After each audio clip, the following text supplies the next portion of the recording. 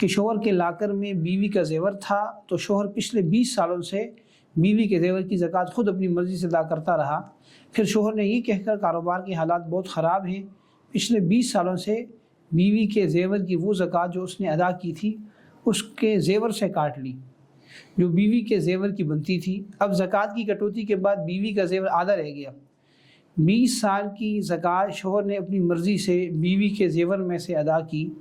کہ شوہر کا یہ عمل کیسا ہے، جب زکوٰۃ بیوی پر فرض ہے تو وہ خود ہی ادا کرنی چاہیے، کیا اس کو حق نہیں کہ وہ خود اپنے ہاتھ سے اپنی مرضی سے ادا کرے؟ زکوٰۃ ادا کرنا کس کی ذمہ داری ہے؟ دیکھیں سوال تو بڑا لمبا ہے. ابھی انہوں نے لکھا ہے کہ زکوٰۃ وہ زیور آدھا رہ گیا، پتہ نہیں وہ آدھا رہ گیا کہ نہیں، اتنا تو نہیں ہوتا. بہرحال مقصد کہنے کا یہ ہے کہ شوہر نے اپنی مرضی سے بیوی کی زکوٰۃ دی ہے اور 20 سال کے بعد اس نے بیوی سے مطالبہ کی اور کاٹ لی.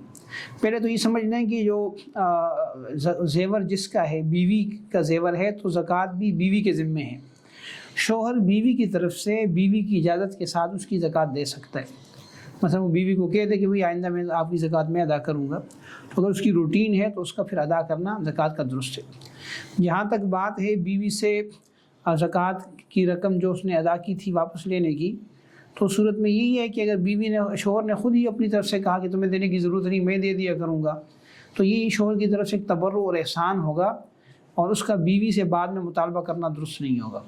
لیکن اگر بیوی نے شوہر سے کہا تھا کہ آپ دے دیا کریں اور شوہر نے کہا کہ ٹھیک ہے میں دے دیتا ہوں، بعد میں تم نے مجھے دینے ہیں، یا بیوی کی ماں پر ہی شوہر دیتا رہا، خود سے وہ راضی نہیں تھا، تو ایسی صورت میں یہ رقم بیوی کے ذمے ہوگی.